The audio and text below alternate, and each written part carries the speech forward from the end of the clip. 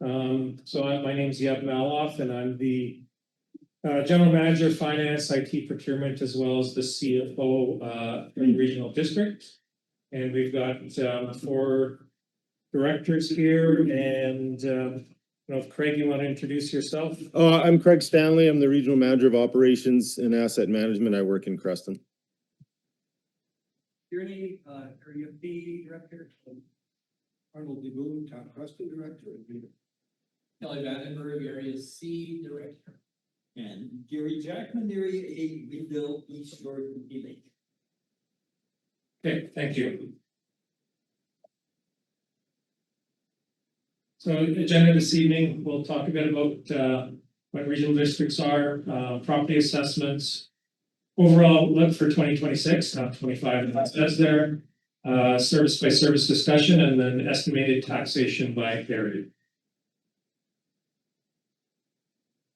Preamble, this is just a draft budget. This isn't the final budget. So there's ongoing meetings and reviews and still some year-end accounting issues, accounting entries to make from last year. So that can affect the budget. And as well as these public information sessions remain. And so here's another overview of the budget planning review and process. So the budget planning started last October, and so the board's involved in meetings regarding core services, 911 emergency management, asset management. We've got about 30 different commissions and committees that review various services. Unique to the regional district, or not so unique, we've got a local service committee here. So the Creston A, B, and C have a service committee where they meet once a month and discuss all their common services, including library, museum, airport, recs and parks, Creston Valley Transit, as well as some other services. So what's new this year is we've now got a public engagement site for the budget planning. So this is a site where all the files and budget documentation is available, all the links to all the meetings, and as well there is a question place where you can ask questions and submit them to get answers about the budget. So the regional district is one of 27 in BC, made up of 11 rural electoral areas, 9 member municipalities, providing 186 services, parks, rural fire protection, resource recovery, building, water utilities, etc. So what's unique to a regional district versus a municipality is each service stands on its own. So it's taxed on its own, it keeps its own funds. So with a municipality, there's big the fund can be used anywhere to provide any service. The regional district, each service has to be have its own budget and is taxed on its own. So some statistics about 300 full-time employees, just under 300 firefighters, 63,000 residents, and 22,000 square kilometers. So some of the provincial regulations impacting the RDCK, the two main ones are the local government community charter. All the other ones affect the regional district in one way or another. One of the other major ones that's not circled here is the Emergency and Disaster Management Act, which we will talk a bit about later. So how are annual property taxes for RDCK calculated? So through the budget planning process for each service, the taxation and total taxation dollars are determined through the budget process. And separate to that, the property assessment values are determined by BC Assessment, which is an arm of the provincial government.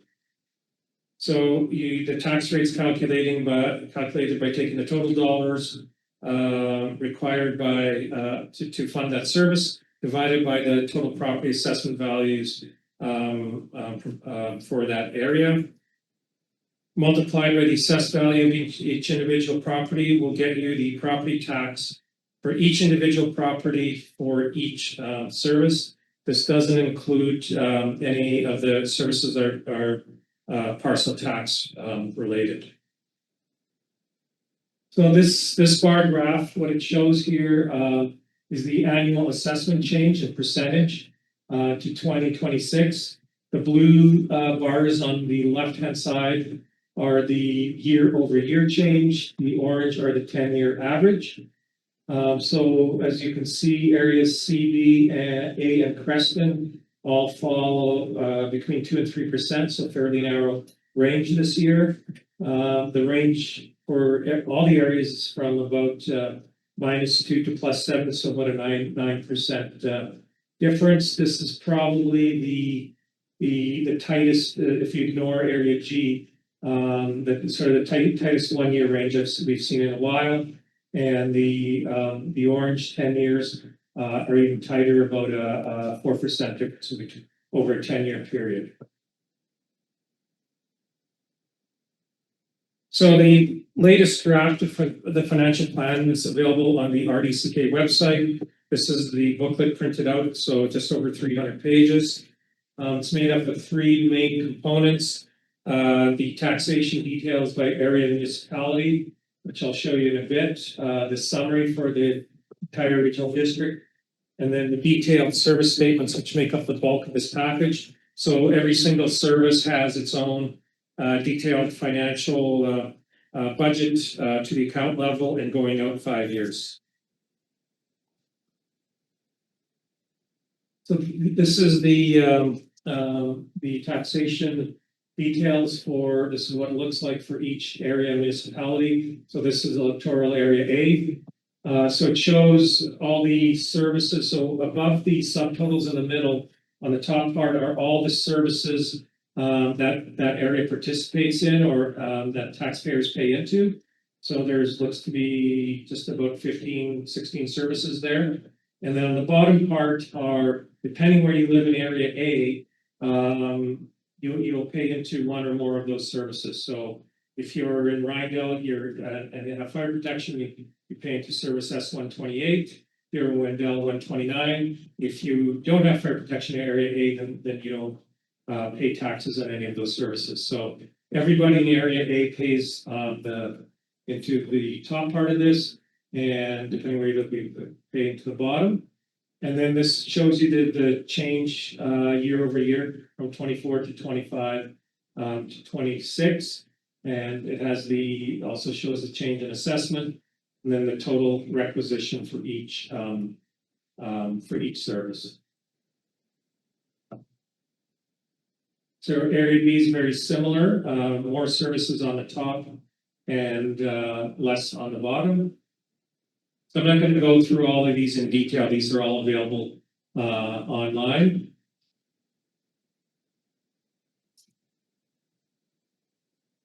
So area C, rural, so close, similar to area B. As you can see, I'll just focus a bit on this one. So S100, general administration, is a service that every property owner in the regional district pays into. Rural administration, I'll talk a bit about the service. S101 are just the rural areas pay into. So again, depending on where you live, will dictate which services you'll be taxed for. And then the town of Creston. So every property owner in the town of Creston pays into these services. There are provided by the regional district. If there are the town of Creston's not split up like the other areas are, so everybody pays into these. This is what a rural tax bill looks like. This is an example from area F. So the biggest line will be where it says F Central Kootenay. So in this area, it'll say either A, B, or C Central Kootenay. That'll be the total for the services in your area that everybody pays into. And then depending again where you live, it'll list out those individual services that are defined by your address. So this resident in area F, the only defined service they pay into is a fire service. And then as you see, there's other items on your tax bill. There's a hospital portion. BC assessment charges a fee to collect taxes, so the regional district doesn't do our own tax collection. Sorry, municipal fund. The BC does the government does the tax collection. So there's a few items there. And then on the top, you've got other taxes, a rural tax and a police tax, as well as the school tax. So here's the summary that compares all the areas and municipalities. On the left-hand side is the change in assessment values. So, which was on that bar graph. So we see a reduction of minus 1.4. I think that's the lowest, and the highest being area G, about a 7% increase. So about a 3% average increase in assessment values. And the total change on taxation, if for a property owner is about 4%, 3.4 for B. This is over last year, and 4.0 for area C. And then town of Creston, the RDCK portion of their tax bill has an increase of about 5%. Are there any questions so far? Do you have an upper limit that you cannot go above? Like, is there a bar? Yes, each service has a taxation limit, or I should say most services do. So it's on an individual service level, and that's defined by a service establishment bylaw. But it's based on two things. There's a dollar limit, but then there's also a rate per thousand limit.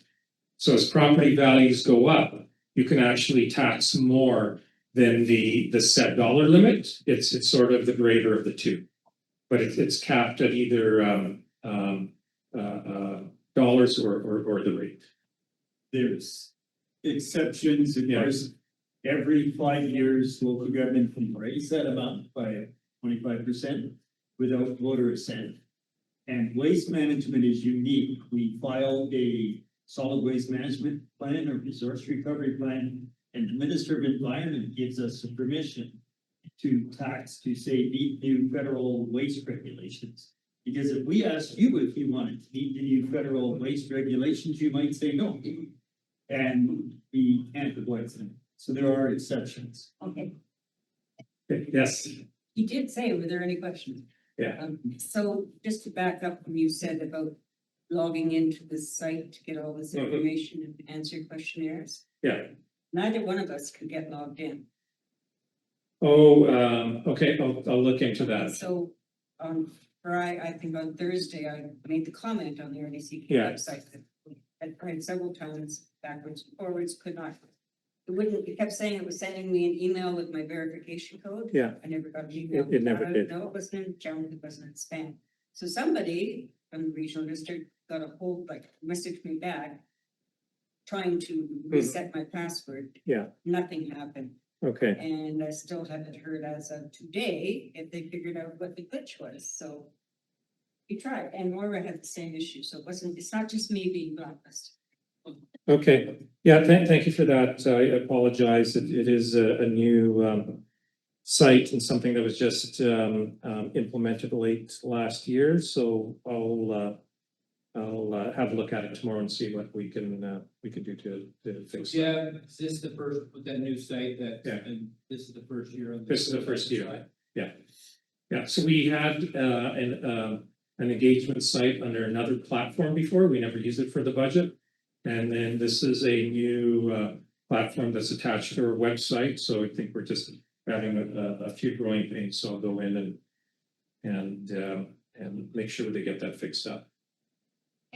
So overall outlook for 2026, as mentioned before, but a 5.1% average tax increase. So the $48.2 million tax requisition is actually for 2026 is actually $1.6 million lower than we'd previously forecast for this year.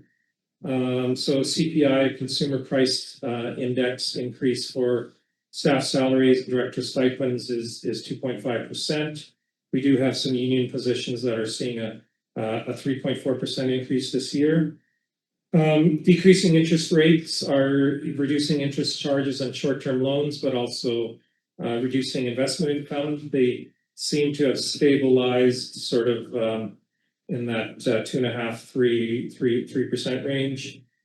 And the new provincial budget, which was just announced last year, will have an impact on cost, including the addition of PST, including some services such as accounting and architecture. So we haven't had an opportunity to go through the budget documents and how they'll exactly impact the regional district. So before we bring our last draft to the board, we hope to have some of that math done.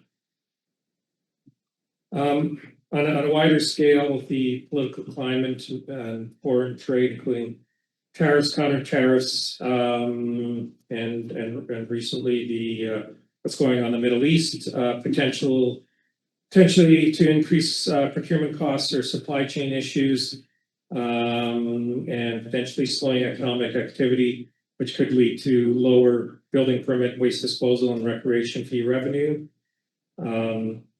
So a fluctuating Canadian dollar that also causes inflation procurement costs. It's funny when the dollar drops, prices go up, and it goes up, all your prices don't go back down. So and then artificial intelligence is also evolving very quickly. So use at the regional district has increased, but although it's fairly limited. We do have an AI guidelines for staff, and keeping in mind accuracy and privacy concerns, which are paramount. Okay, so the next 4 slides are going to be graphs for the entire regional district, and this sort of helps visualize what the services, where the taxation dollars go, and the services that regional district provides. So the biggest by far on its own is major rec facilities, 28%. So Creston, Nelson, and Castlegar. Then the next 3 are other sort of park and recreation and cultural services. So when you add them up, we're almost at 40% of the regional district's tax dollars go towards parks, recreation, and other community services such as museums and libraries. Next is fire, rescue, 911. If you add emergency management, that's about 22%, and resource recovery, which is the landfills, transfer stations, recycling, organics, then transit, and then the rest are the sort of administrative or mainly administrative type of services, including bylaw.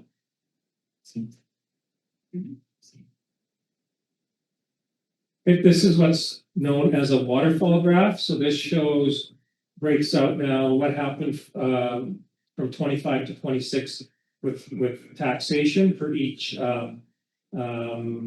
service type. So the total is about a 2.8 million increase in taxation. So what made that up? Major rec facilities had the largest increase, followed by fire rescue, transit, general admin, resource recovery, other community services. That sort of follows closely to the previous graph. The only one that sticks out is general admin, which I will talk about a bit. On the other hand, you see rural admin is down, which largely offsets the increase in general admin. So here's a pie chart of non-capital expenses by share by expense type. So this doesn't include direct capital expenditures, but it does include reserve contribution towards capital. So wages and benefits about 38%. Services are contracted services. So these are contractors we hire either to do things like maintenance or provide accounting services or legal services, again, repairs and maintenance. Reserve contributions about 30%. This is setting funds aside for future, mostly for capital work, with some of it's related to what we call stabilization funds. But by far the biggest part is capital.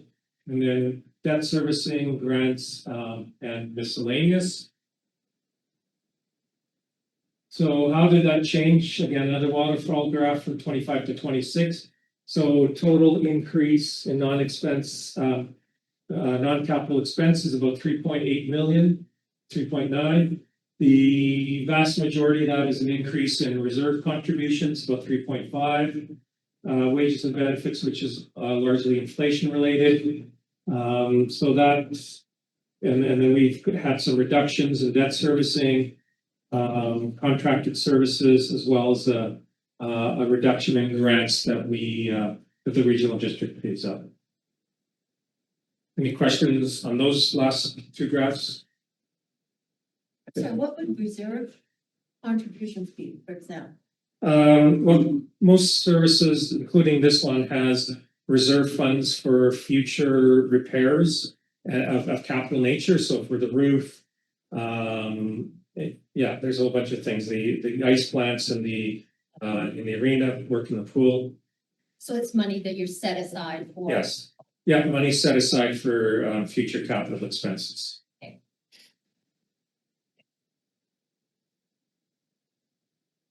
Okay, so we will go through the services individually now.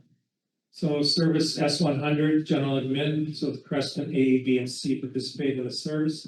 So this is basically the overall overhead service, includes corporate admin, finance, IT, HR, the office of the CAO and municipal directors, as well as part of the rural directors. So we've seen a 22% taxation increase in 2026. Most of this is driven by last year there was about $260,000 in surplus that was carried forward, and that reduced taxation last year. Well, there was no in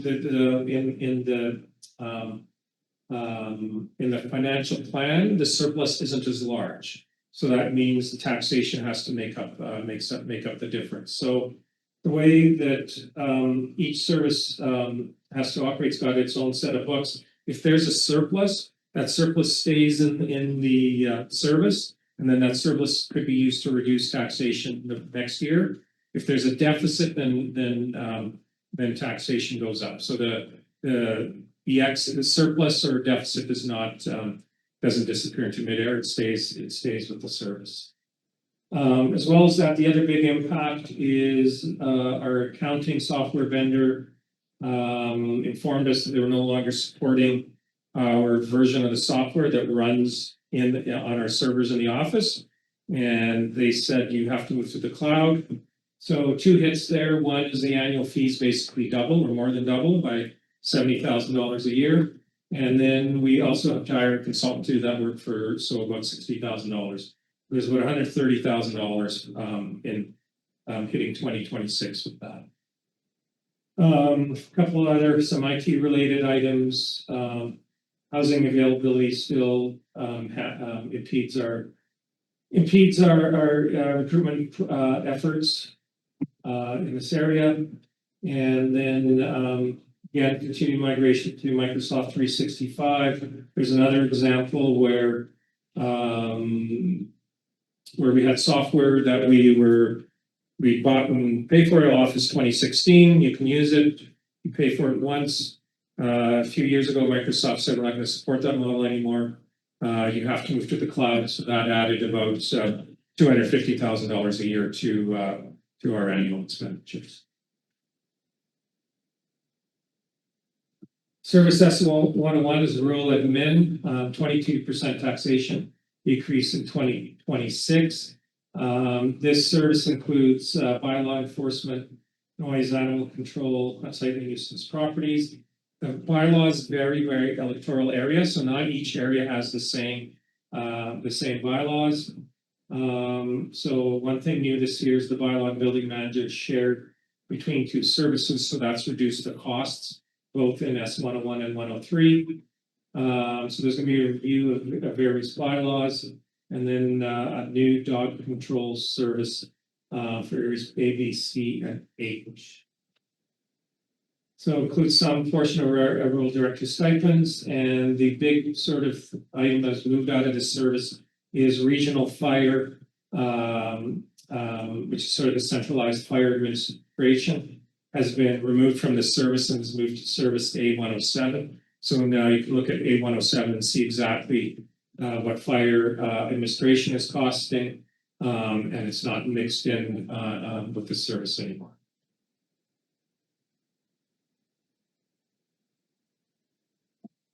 GIS, Geospatial Information System. So this basically provides the digital mapping tools and links it to various uses, including landfill surveys, addressing 911 data, fire services, emergency management support, and evacuation mapping. So on the right-hand side is an evacuation map from I think a couple of years ago from the northeast end of Kootenay Lake. So the service is seeing 25% taxation increase this year. So there's some required equipment upgrades as well as software system upgrades. Again, another system upgrade that we're having to do. And then there's an increase in general admin fees as they were undercharged in 2025 to this service. So another service common across the regional district is building inspection. So it's seeing a 16% taxation decrease this year. So permit revenue was stronger than expected in 2025. We budgeted 903 and came in at the total came in at 998. So some projects they're working on is drafting, modernizing the building bylaw, digital archiving the paper files, some new software to add versatility for plan checkers, and then 2 building inspection vehicles slated for replacement that are going to be funded from reserves. Yeah. Yes. If I can, building inspection is an example of, it wasn't just stronger than expected revenue. It was as strong as expected. We looked at our old building bylaw and we were charging almost trivial amounts for complex buildings compared to what amount of work it took to actually go through all the intricacies of those buildings. So we made a decision, we shifted a heavier burden to user pay. That's what we were asked to do. So the fees for building inspection went up substantially, especially for complex buildings. And we're starting to reap the benefit of that. To shift, there's still revenue coming in, but it's by design, it's not by accident. And then the whole idea is that we can reduce the tax. And similarly, we're shifting to user pay more in waste management. And these are things we're asked to do. So, yeah, on A107, with the shift of the fire services, regional fire service. And this is occurring the first year of this year. So we're looking at about, in here, it's about 1.1 million. Where did that reside before? In S101. So then, so what we're doing is we're splitting it out so that it's easier to see. Yes. As it gets buried. Yeah. In that traditionally in that count. What other items are pulled out of there? Under S101. So 101, Which, by the way, is rural, which is, you're just saying it's a 22% decrease. Will that be one of the reasons? no. Okay. So partially. So when fire was in S101,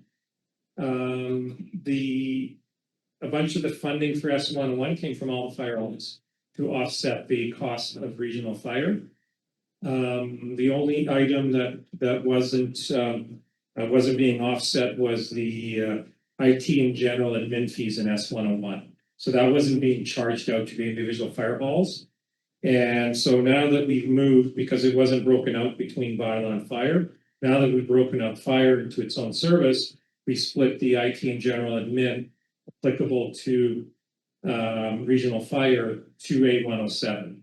So now the individual charge to each in fire halls is now gone up instead of being covered by S101. So did we, or do we, in order for A107 to exist, did we not have bylaws that has to be there? Did we? When it comes to A, you don't need a bylaw. No, A services are basically buckets to be distributed to various services.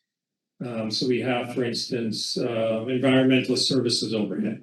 So there's a staff that provides support to all of the landfills, all the transfer stations, they look after the sort of, a bunch of services from centralized locations. So there's two ways of doing that then. You can say, okay, I'm gonna pay the staff a wage and I'm gonna split it over every service they operating. So you can imagine how complicated that gets. I don't know, you buy a computer, oh, I now have to split this computer between 5 or 6 different services. An A service says, just throw it in one bucket, total it up, and then split it up. So that's what an A service lets you do. A is for allocation, Okay, which means it's not a standalone service. It allocates in and out. There was another strategic reason we wanted to create allocation services.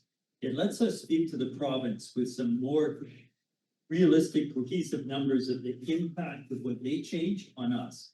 So take waste management, recycling, organics diversion. We've got 3 sub-regions for waste. But when we start creating allocation services, we start saying, okay, here's where the money really falls. Here's the impact burden on us. Eventually, this emergency services allocation, I'd love to be able to show the province and track the impact of the new legislation. And if you put it all in one, you say, this is what it costs to prepare for, respond to, and recover from emergencies. This is a real cost, instead of trying to pick it off at 20 or 30 or 40 different sheets. And I think it's stronger for us to lobby to say, hey, you can tell us to do your work, but hey, it's. Yeah, and that's fine, and that's necessary. But in the, going forward on fire, regional fire, to put it into A, what kind of a budget requirement? Where do we get to sit down and take a look at? Why we have $1.1 million going into the allocation service, it doesn't matter, to a bucket. We don't, unless it's an S service, which we look at those budgets and have conversations around. Are we going to next year be able to look at A, because it's now our regional fire? Yes, and The budget overall. yeah, so the tricky part about it being a new service is no comparables. And well, we kind of did if you pull it out of the S101, but any of the A services can be looked at. So some are, like all the recycling and the organics We look. A services, we look at the new asset management service. But others aren't individually looked at. So if we need to expand that, that's certainly something we can do. and is it per capita or is it just per group? Like, is it per capita within that group? Assessment. Assessment, okay, Yeah, okay. So- sure. Yes, please. Fairly formal. So, on these licenses, like Microsoft, one of the companies that's turned away from purchase for lifetime. So the first question would be, have you looked at alternative softwares that are available that we could stand alone and buy and not have these ongoing fees? And then another thing I've seen that's happened in some of our organizations is, we do buy these licenses for each person that says they need one. We find out sometimes we have more Microsoft Word licenses than we have people in the office. So do you have an inventory of exactly what licenses you require and what position they're attached to, and have you analyzed to make sure that we're not just renewing a bunch of fees every year? Because that's something I know that gets way unagreeable. Yeah, well, thank you for those. Those are good questions. So on the alternative, so yes, when we were making that decision whether to go into Microsoft 365 or not, we did consider some of the competitors, like there's Google Workspace, there's a few other like Zoho, and then there's some open source. And largely what drove was a few factors that drove the decision with Microsoft. It's the standard, and we share files with a lot of other organizations. It's probably got the stronger security. It added comes with a host of other features bundled in, so we were able to reduce some of our security costs with other software. So and basically being an industry standard, we hire somebody, they sit down at the computer, they know how to use Excel, they know how to use Microsoft. You put something else in front of them. Like even when I go, you try to use Google Sheets, it works differently than Excel. So you lose that compatibility and you lose some efficiencies there. So yeah, so yes, we did look at that. And then as far as the licensing, so yes, our IT department does look at that. We actually have 3 different levels of Microsoft 365 licensing. So we went through organization and said, oh, what does this person need? Well, they just need like an email. They don't need access they need a very basic version of Word, Excel, and they don't need all these other features. And then we've got sort of the standard model. So we track that. Microsoft's also got some peculiar licensing that you buy a certain amount and if people leave, you can't actually get your money back. You can't reduce your licensing for at least a year or 2. So it takes quite a bit of management and it's actually it can get quite complicated, but our IT staff works with our with sort of a 365 licensing support expert to help us manage that. Okay. So planning and land use, service S104. So responsible for administration of zoning, land use and development applications, development of long-term community plans, administers RDCK land use and zoning bylaw standards and policies. So 3% taxation increase this year. The service is partially funded through provincial grants for things to address housing regulations and sub-regional planning. They're working on a subdivision servicing bylaw, flood hazard regulations, and some OCPs. Okay, so those were the 5 sort of central services that all areas participate in. Any other questions on those? Okay, so we'll now move through some services that are specific to this area, either individual rural areas or all 3. So the first is Area A. So Director Jackman's area, Economic Development, S107. So this service primarily provides grant funding for via applications for review and recommendation to the board. Taxation steady of 50,000. So funds are set aside to continue economic action partnership, and then support. So Imagine Kootenays is a program that this service and a few others have paid into. It's showing 0 cost for this year as it's being reviewed, as well as that economic action partnership, the amounts waiting to be reviewed. And then last year, I believe, was what was finalized. There was a large project to increase connectivity on the East Shore, so that's complete. So economic development for Creston and areas B and C is a separate service. So 16% taxation increase currently in the plan. This service supports physician recruitment through a partnership with the town of Creston. And again, it's got some funds set aside for the EAP. It supports the Creston Valley Visitor Center through grant funding, Creston Valley Tourism Society, and support for the Imagine Kootenay.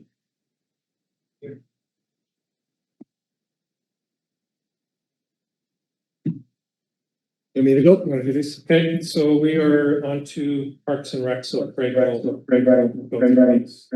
Oh, it's not gonna work, is it? The microphone's muted. Trish is gonna wanna speak, and she's gonna be able to speak. Hi, my turn. So speak quickly to regional parks, or is everyone from Creston Valley area?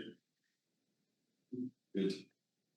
So we have just purchased a piece of land, 4.4 acres in electoral area B. It's just in Erickson, just behind the school.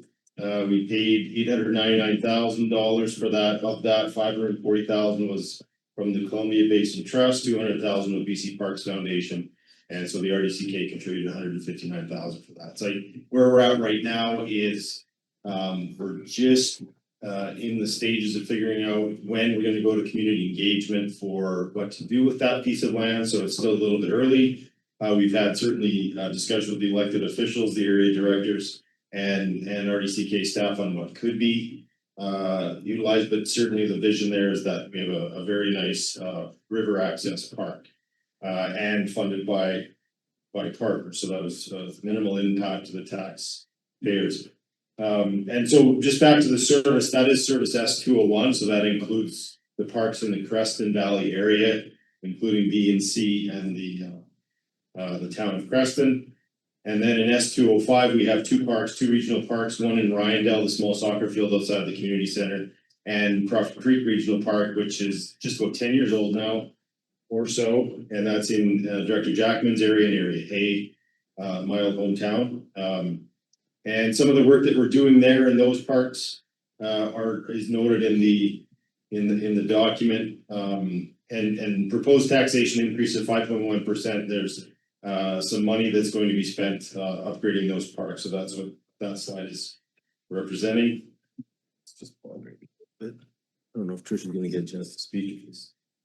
And we're also doing a regional parks, trails and water access strategy, which is regional district wide. So it's not just this area, it includes Nelson, Salmo, EFG, Caslow, and all the way north. And so what we're looking at doing there is defining priorities and policies and direction for regional community park services, essentially how we deliver the park services, and doing a bit of a discovery of how we're doing business versus how other similar local governments can do business, certainly with our scale and scope. As Yep pointed out on the map, it's very large, and we have 30 some parks now, so we're trying to determine where we should and could leverage our opportunities there. And that project will be coming to the board, we believe in 2020, well, it has to come in 2026, it's going on 2 years now, so we're gonna come to the board with recommendations. And then they'll be followed with some community engagement on various pieces of that.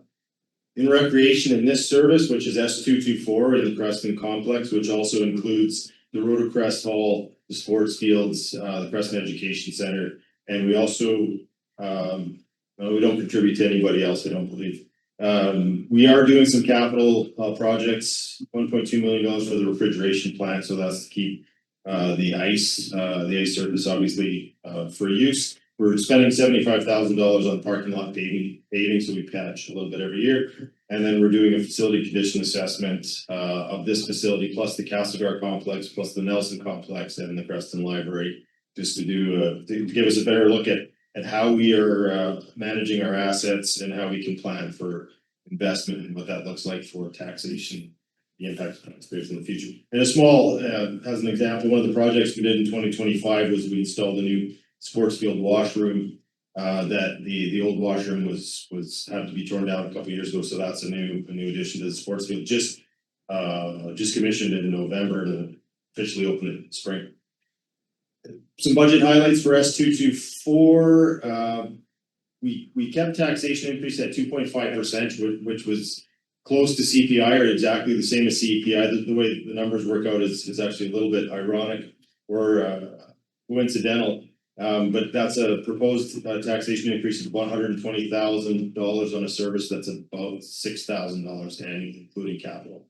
The interest, the one thing that as Yep pointed out, with the interest rates dropping slightly this year, we actually had forecast a higher interest payment on our long-term debt for this facility, and that was downgraded this year. So we're saving about $70,000 in interest payments. So that is a really good bonus for the taxpayers, that we didn't have to pay the banks for that. And then our usual repairs and maintenance, ongoing sports field, park and skate park maintenance, and then we do have some, again, drainage plan for the pickleball course, which we weren't able to get to this year. And then Tricia, I'm not sure if you're going to be able to speak to this. We'll give it a try. I might have to turn the microphone off. We'll just give it a try. This is me testing if you can hear me. Just a second, I'll just mute the thing. Yeah, just mute that. I'm here. Yeah. I can just keep talking while you're testing and you can let me know if it's working. Is that a thumbs up, Craig? Sorry, you're very small on my screen. I think I'm getting I'm getting a thumb up. Fantastic. Now I'm also thinking that you can't see me. I think that's also true. And so I'll introduce myself. I'm Trisha Davison. I feel like I'm coming to you like through the walls of the facility at the moment. I'm the general manager of community services, and we have a couple slides here. We just wanted to talk about some of our programs that we thought might be of keen interest to the people here tonight. So one is around our financial access and inclusion program. So it has a couple of different pieces to it. So the first one is around providing some low-cost recreational opportunities. To date, those have largely been through our cheer program, which some of you may have heard us talk about, where at various times of the year, we try to rotate them at different times of the day and on different days of the week to try to allow as many people as possible the opportunity to come. But this is where we have admission to the facility. So general admission cost is $2, with the hopes that creates a lesser financial barrier for those that may be in financial need to access our services. We also spend, I think it was probably about a year ago now, that we adopted a sponsorship policy where we now have a formal framework in place where organizations, typically private sector, but not always, we have had some nonprofits and even some anonymous people look to donate funds to sponsor free activities within the facility. And we now have the means to support those through a framework that ensures fairness and equity for anyone who might like to do that with us. The other probably program that may be more familiar to people is our financial access, leisure access program. So this is a program specifically designed for those who may have financial barriers to participate in things like the purchase of a membership, registration for swimming lessons or summer camp, or drop-in admission if they wish. It's been a very well-subscribed program. It went through a major overhaul approximately 18 months ago. And to date, we have 708 patrons actively participating in that program across the district.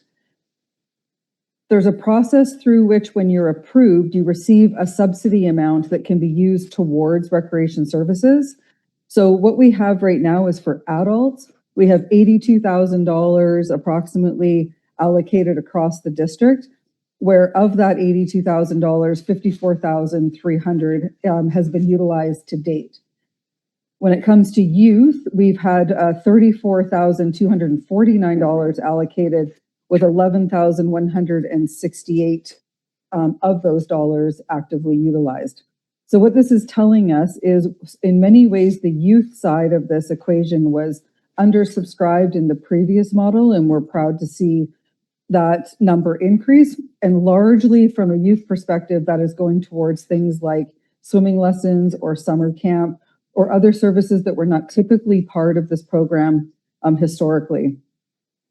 So we continue to evaluate this program. It has an annual renewal process every year, and that date is coming up in May of this year, and at which time we fully evaluate the program, take it back to the board for any considerations for changes going into the next year. And this is the second year we've actually reported on this and have continued to see increased successes. So unless there's any questions, and sorry, Craig, I am barely able to see you, but if there's any questions in the room, we could move to the next slide. Perfect, thank you. So our programming team spends a lot of time developing new and interesting programs for the community to participate in. You can see on the one side with the blue and orange graph some information related to revenue that is brought in from user fees. So this is drop-in admissions and memberships. So on the blue side, you can see that that's memberships coming in, which you can see there's an increase from year to year in both memberships and general admissions. I'm sorry, the slide on my screen is extremely small, but we're happy to see both revenue coming up, which also means total visitation to the facility is going up. And at the end of the day, the success for S224 is largely that people are using the facility and are actively finding benefit in all of the services offered. Some of the history from 2025 on the programming, We've had 460 people participate in swimming lessons. We've had 4,386 people participate in fitness classes and 243 children participate in summer camps. So overall, the services committee and staff are very pleased with the uptake on services, and it was a very successful year in 2025. And the budget development for 2026 reflects those successes and anticipated continued success in the following year. And so Craig, unless there's any questions in the room, I can turn it back over to you.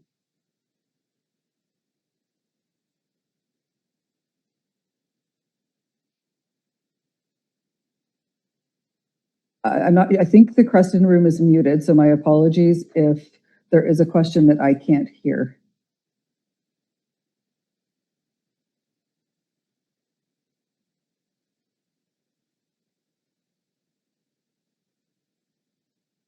And I'm sorry, am I interrupting? I'm sorry, Craig, I can't see you, but I can see on my screen that the room looks muted and I can no longer hear the meeting, just for anyone else that might be online.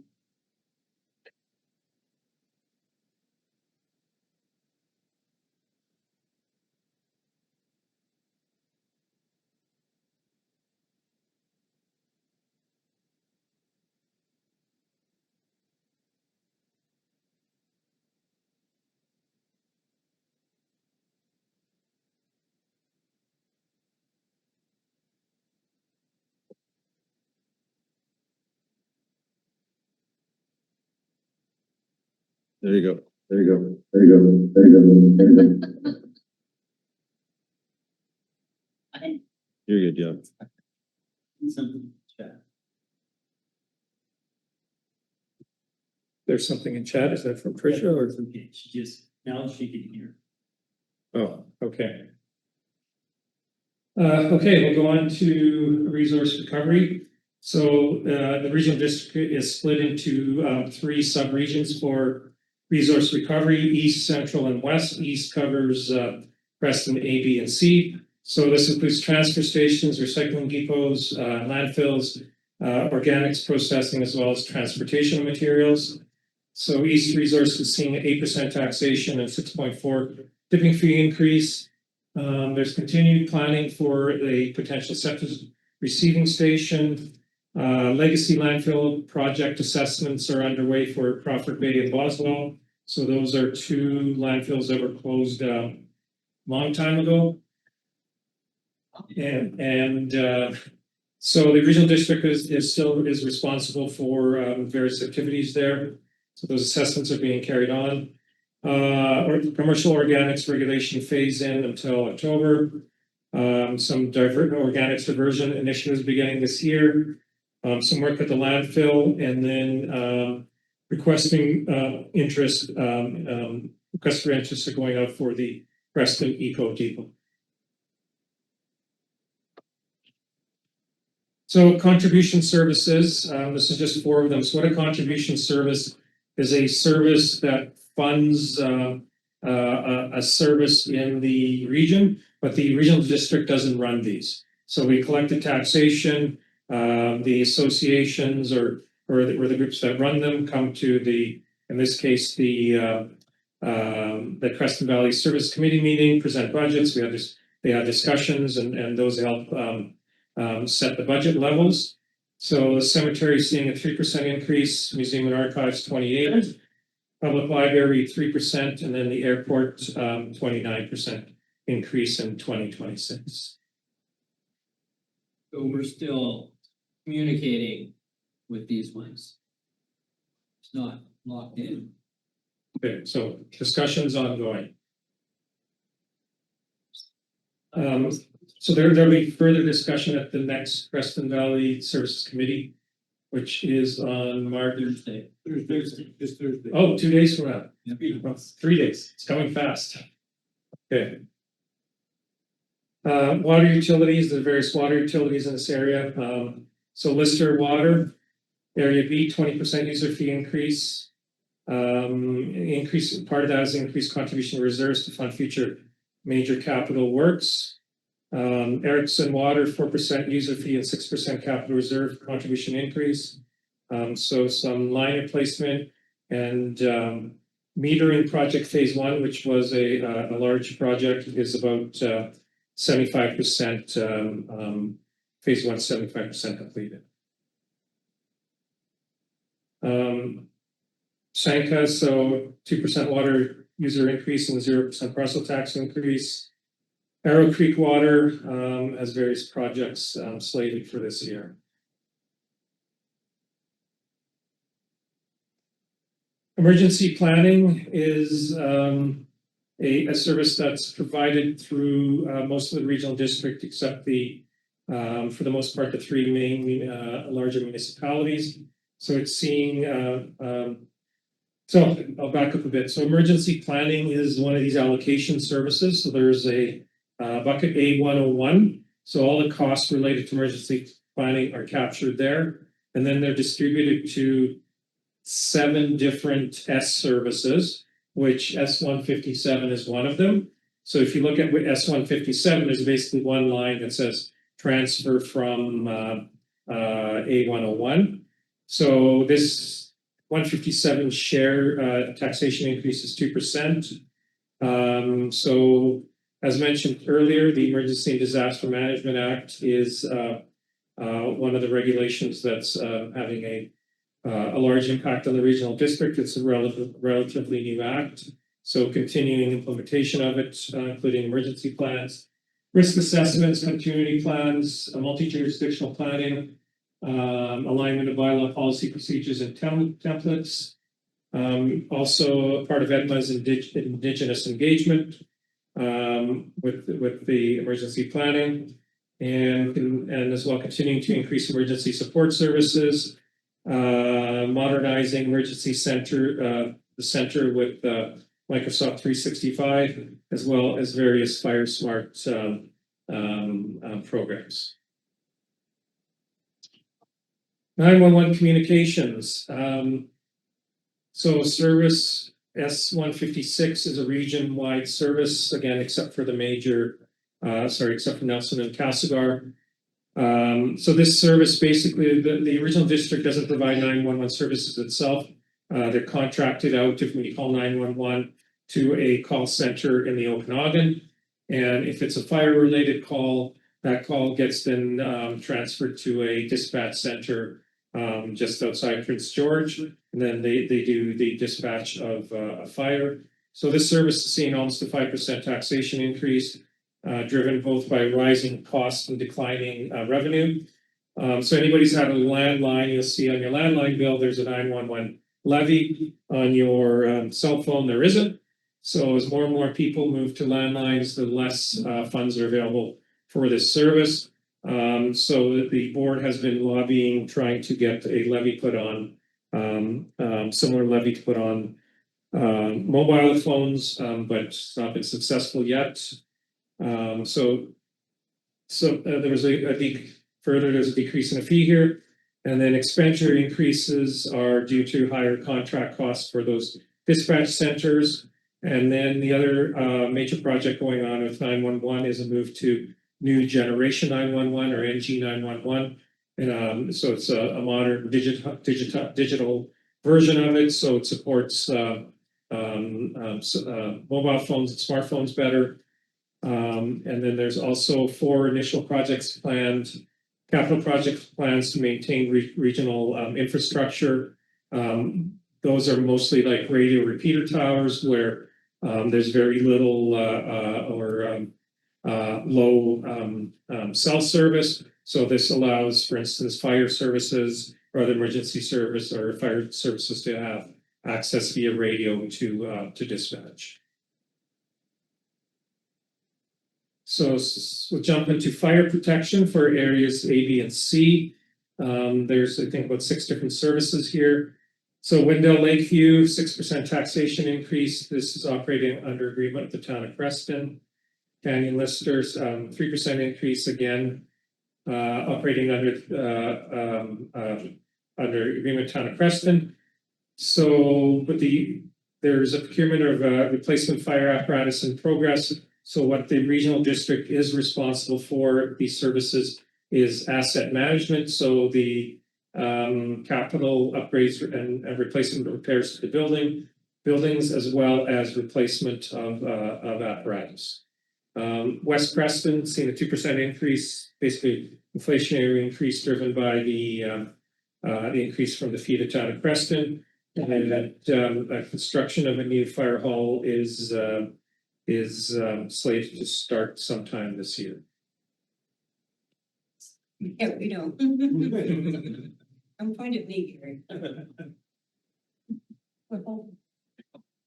Okay, fire protection, Kingsgate, on the east side of the, well, I guess in the regional district, so 14% taxation increase. Continuing replacement personal protection equipment. Here's one area I'll talk about a bit, where costs have really gone up. I would say maybe doubled or tripled from where they were 6 or 7 years ago. Replacement of firefighters' personal protection equipment has gotten fairly expensive. And as well, replacement of fire engine is planned for 2029. We've got a couple other services as well, defined B, C a contract. So portions of B and C that are get fire protection from the town of Creston, 2% taxation increase. Arrow Creek contract, 10% taxation increase. And again, fire protection provided by the town of Creston. And then, Yeah, how does that allocate, the new allocation service fit into that? yeah, good question. So some of these services where the town of Creston provides fire protection, they get a sort of a fixed allocation. So that's being revisited and being looked at. So even though it's a contract service, it takes a fair bit of effort to manage that contract. So I would expect those fees to go up slightly, but no, they're not going to approach what a fully RDCK operated fire hall costs. So I expect that we're forming a fire advisory for the Crescent Valley. And we'll probably bring these things up again as part of that establishing governance, then talking about what policies we want to put in play. We'll probably have those discussions again. Okay.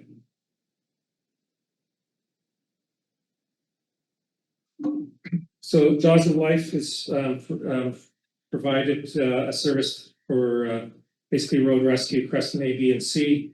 23% taxation increase. Again, the 2025 budget was lower because there was a surplus there. So service reviews underway to ensure equitable taxation across the service area. So basically, we've got 3 different fire departments providing this service. So this service funds distributes its funds across to those 3 departments to provide road rescue service. And then transit, I think this is the last service where we'll in the slides today. 234. So fare reviews been requested with the BC Transit. So BC Transit does the fare reviews and makes recommendations on that. So we are in the queue for that. Rural Mobility Working Group has been engaged to plan ridership engagement. Paratransit ridership is nearing capacity. Conventional ridership is stable, and so approximately just over 10,000 rides a year. 11% taxation increase, mainly driven by increases with BC Transit contract costs. So again, this is BC. The RDCK does not operate its own buses. That's contracted out through BC Transit. Any questions on any of these So the provincial services? government puts in for that service also, does it not? It's not just totally. Yes, so there's the service is subsidized by the provincial government. So I believe we pay, or the regional district pays through taxation about half the actual cost of operating. Are we required by BC law to have the transportation division at all? It's just something we do for. There's a different transit service, health connections, medical, and that's full. Or is it- okay. as opposed to our local transit, which is the cost share. That's always the struggle. What is the benefit of that versus, bandless flow? But the health connections, we wouldn't want to lose that, No. and that is built into the operational budget here. And people get bigger. Better.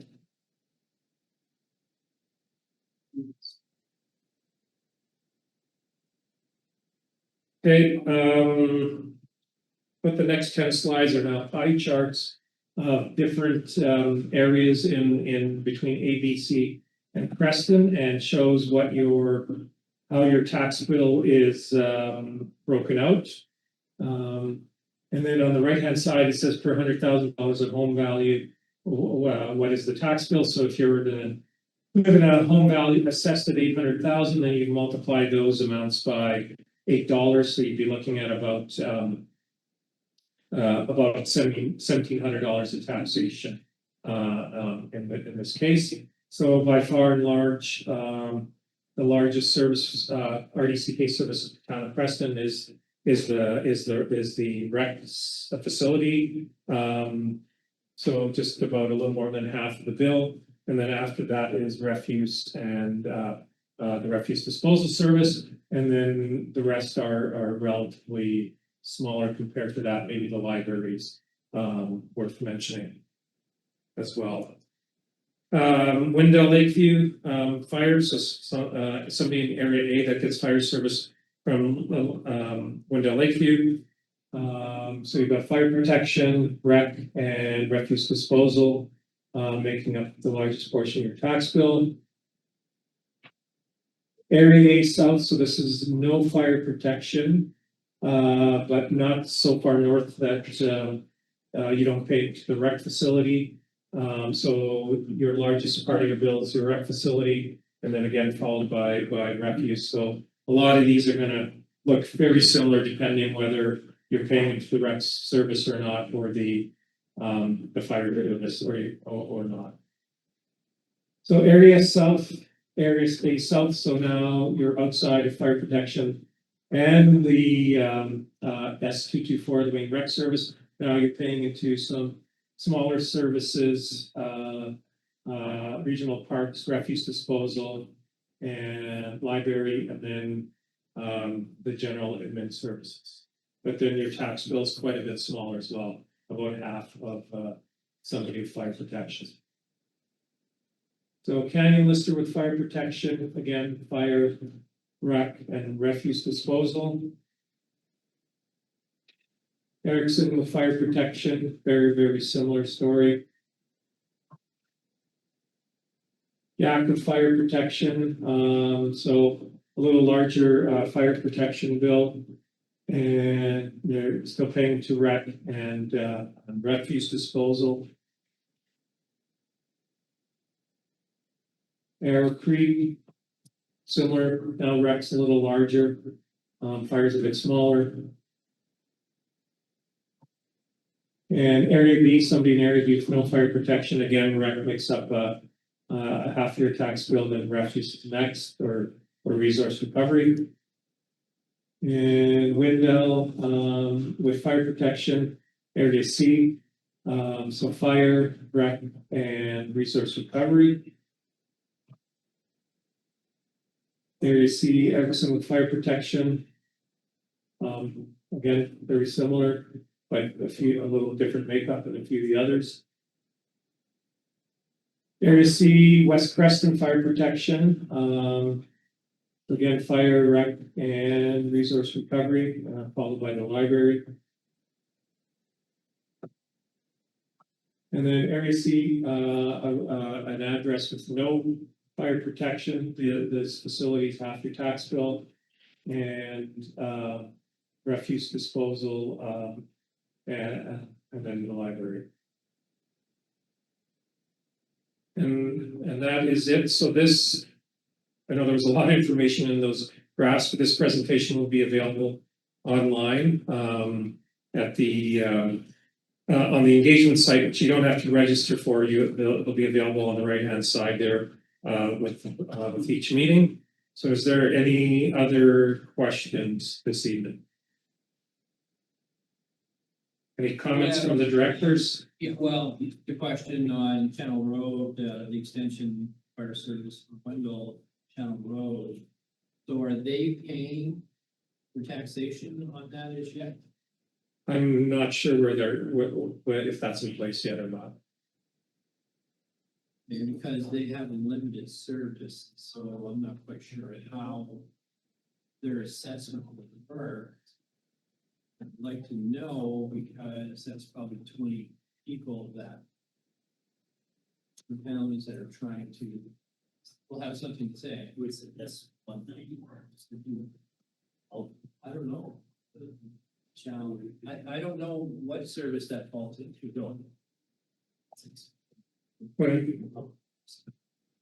So that's an offline. Okay, I'll look into that and see what the status of that is. We're trying to get some infrastructure. Just have one observation, I guess. Okay. Of course, I was supposed to have duct tape across my mouth. and I don't. So I'm not sure, and maybe Director Jackson is aware of the report that was published in September of 25 by the Independent Canadian Business Federation. Anybody read that 38-page report? No. So what they did is they analyzed all the regional districts, British Columbia, against for efficiency, right, in different areas of classifications. And the regional district wasn't the worst overall, which was good. However, it did top the charts with administrative costs. So our general administration in the central Kootenays, I kind of have to put my glasses on so I can read this because I'm getting old. So this was in 2023, and then the report was published in 2025. So the regional district, Central Kootenay, administrative cost per capita was $172 per capita, which was the highest of any of the regional districts, compared to Central Kootenay, whose administrative cost per capita was $5.10. So I'm just wondering, yes, Director Jeff. I'm Gary. Yeah. I did read the report. We had an interesting conversation about it. It's not apples and apples. No, I know, I Never do will. that. I do appreciate So that. what is the biggest difference from Central Kootenay to any of the other regional districts you might look at? One of the single biggest difference is we run all the major rec centers. You go to Cranbrook, they run, or Trail, all these other places, or Kamloops, they run the rec. And look at the budget, you look at some of the rural ones, it's half the entire taxation. Other anomalies, for whatever reason, mostly geography, we have 3 distinct waste management services. That's highly unusual. We have 180 odd total services. So our format and what we run compared to other regional districts is very different. So that's the first thing when you look at that. Second, we can choose to run things through general admin or other wall-to-wall services. General admin houses a tremendous number of services. And if we didn't start creating allocation services, you'd never make heads nor tails of it. So what we're doing, I feel, is with allocation services, you can see, well, this is labeled general admin, this is the way we call it under service and S number, but to truly understand it, some of this is emergency services, A111, some of this is asset management, some of this is this and that. So another regional district might vary those costs in another wall-to-wall service. They could never know. It's not called admin, it's called something else, administrative support for service X, Y, or Z. So without the apple to apple dissection, that report was just cursory. It was just skimming the top for what appeared to be disparities without doing the honest work of drilling down. And where do we stop challenging and going back and forth with people who say, look at this and look at that, this is that and that's this, when they didn't do all the real work to fully understand the differences, and it's exhausting. We need to deal, like on Thursday, with our actual homegrown good management of our budgets here. And I resist getting diverted by someone saying, oh, look at this report, because the starting point is not apples and apples. I understand the system well enough. I can stand in front of you, sit in front of you right here and say, we are checking everything. And not dismiss, but say, stop focusing on somebody's big report and please ask us, tell us, what do you want us to stop doing? What do you want us not to do as a service? That's where we'll save you money. Well, I think there was a lot of money spent on that report on the environmental with the farming and the electric vehicles, and there was a lot of people hired to do that job that I think was a fiasco. Yeah, well, and I think we heard that from quite a few people in this room standing. We heard that. Stand up, yeah. And we're not replicating that the same way. We're saying we need to understand our energy costs and where we can save money. Craig knows exactly where he can save money on this. Nelson, Castlegar, and all our little, he knows exactly what equipment, when to replace it, when you can get a better deal on everything. We know that now. And we don't really have to tell you what to do in your backyard, because you know what you're gonna do. So I wouldn't welcome us trying to do the whole community thing again, because it's time for us to stop trying to tell you what to do and focus on what we need to do. So I agree. I think what part of what Laura is saying though, with the climate action stuff. It was a nice to get to, and let's see where we can do and save all these things based on, you know, GHG savings and so forth. But that's an example of a non-core. And I think what we spend a lot of time talking about is getting back to our core. Yeah. And less time on that non-core, the nice to haves or what we need to have. Yeah. Exactly. And that's where a lot of our taxpayer dollars are going in, to that non-core side of the equation. But I know that we have really started having conversations around the core part of it. And I suspect that when the next election cycle comes around and the strat plan gets created again, for the opportunity to do another 4-year strat plan, I'm gonna guess that it's really going to shrink down the core. Because our work plans are, they're years and years and years, they're just layered. Our staff is never gonna get to them. Gotta get rid of them. Well, and I think the rec center used to function better before everything went to Nelson. I think because it was more community based. And I think there was more stuff happening at this rec center than there is now, which helps cover the costs, right? It may have not been the prices that Nelson wanted, but it was the prices that went down here and it was still being used more. But now you don't have people on the fields because they're getting charged too much. You don't have people, like, it's better to have somebody out there doing something to help pay for the mowing of the lawn than to have nothing, right? That's just my. That's the user pay struggle. Yeah. And the health benefit of having recreation. And it's not driven by Nelson. Like Craig sitting there is the head guy for all the 3 major rec centers in construction. He lives here and he knows exactly what you need, but he also has a pretty good handle on what the other 2 cities. The user pay struggle, wouldn't it be nice if the province recognized that everything you pay in property tax keeps us healthier? Yeah. So it doesn't matter if you can't get service in Grand Forks, you gotta go to Kelowna or Vancouver. Wouldn't it be nice if those recognized? That's a bigger struggle. Just one other point I wanted to catch sermons. But it's better to have more people using this rec center, even if you're getting less, because it's a healthy thing to have. We've done the usage of this site to what we keep using COVID. I hate it, but we were growing and massaging when you open the pool, this, that, ice hours, that kind of stuff for a long time. And then COVID collapsed in. The staff have recovered to pretty much that level. Now we say, well, do we offer additional, aqua or pool time, this and that?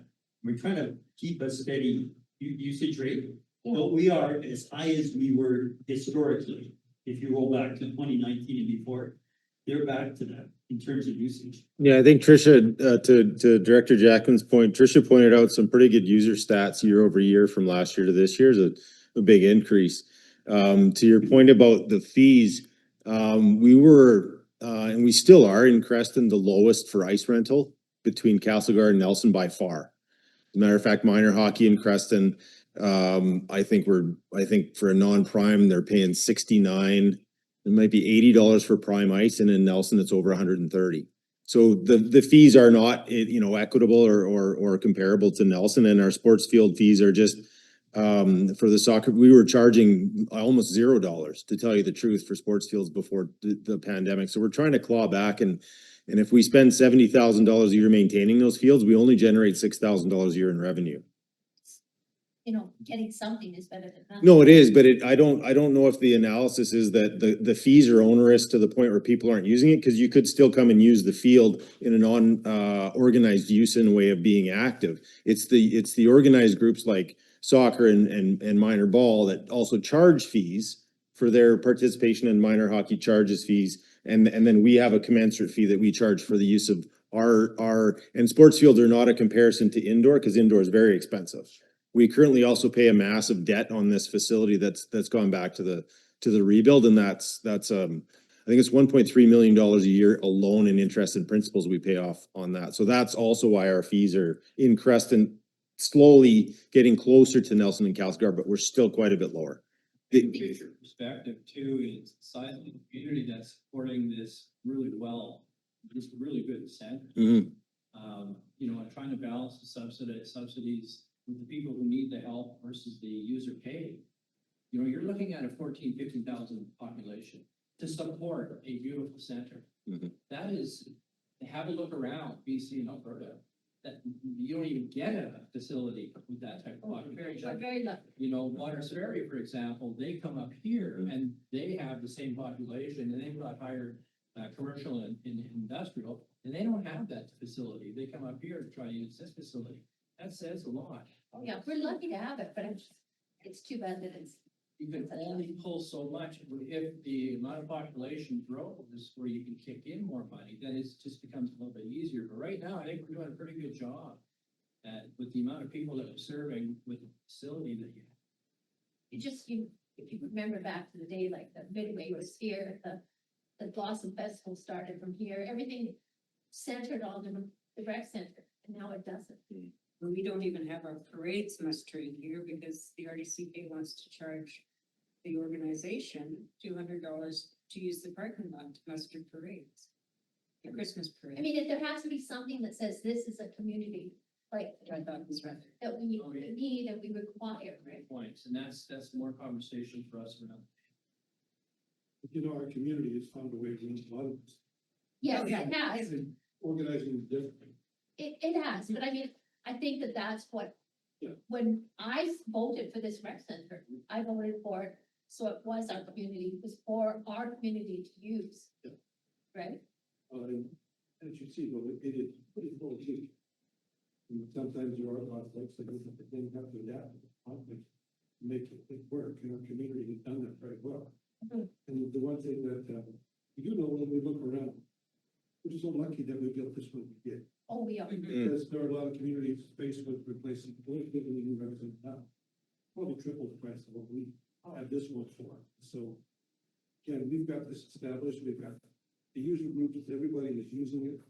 We did lose momentum, as you said, COVID, because we also lost a lot of swimming instructors, lifeguards, and all these other ones that get to slowly rebuild because they just filtered away. And they look here, we need a job, people find another job.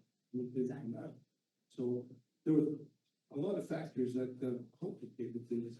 And we worked our way through, and again, we have an adaptable community that helps us do that. It may not always be the best way, but It's just something that always has to be looked at, I think, and it's nice if you have public input for that stuff too, right? It's not just. yeah, I mean, we have our constant updates at our customized services meeting Okay, for what's going on. And again, we just did a user satisfaction survey, which we made it very highly. get you good, Yes, so. And then we want to continue. yeah, for sure. Well, the service excellence part of that, but we are continuing to maintain. When I say we, of course, they're doing all the work, they do it, but. So has the board made a decision then to no longer rent this facility to any party for any political reasons like this? And with one we see, we had a lot of email. both one VC and town of Creston were concerned, as every one VC, town hall has run protests with people with different opinions. We didn't want to ask you, this is the ability for families, for an ice rentals, for swimming. But, so sorry to interrupt, but yet, So, so we know here historically in the last 6 or 8 months that we've had numerous throughout the world, mentally ill, transgender men who have massacred lots of people. So we continue. so I defer on that. No, that's a fact. That's a fact. I'm not gonna argue that with you. I can get you the list. No. But anyway, then what we do is we have our children, our grandchildren, who are afraid to use the library because it's becoming an indoctrination center for transgender people down there. And if you guys won't close that facility for Excuse me, safety. that's a strong opinion on your part that I disagree with. I work with the library board. I know who they are. My grandson has been a frequent library user. All that stuff that you have a perception of, I would say. So it's not a perception of the people of Concord Ridge, I'll tell you that. Like, That's a one-off. it's not a one-up. It's just, I'll bring you a list. I'll bring you a To list. answer your first question, the board doesn't decide who rents this facility. The board doesn't. Board and set bylaws. The You- board doesn't set who rents it, but we do set guidelines. You Beyond set that, guidelines, for example. this like, isn't no, a budget question. You could. And there are online people, so I would ask, do we either return to the budget? And those questions you have aren't budget questions. Thanks. Any other budget questions? There was a lost revenue. So it is. But not by- We would have rented, so we lost revenue from the rental facility to a legitimate political party, whether you agree with the politics. or I'm not. thankful, thinking about the families and the people who are here, because they had to have police, they had to have fire department, everybody over there monitoring it to make sure it wasn't and any problems, so I admire you, and thank you for that. There was actually a pretty large bill.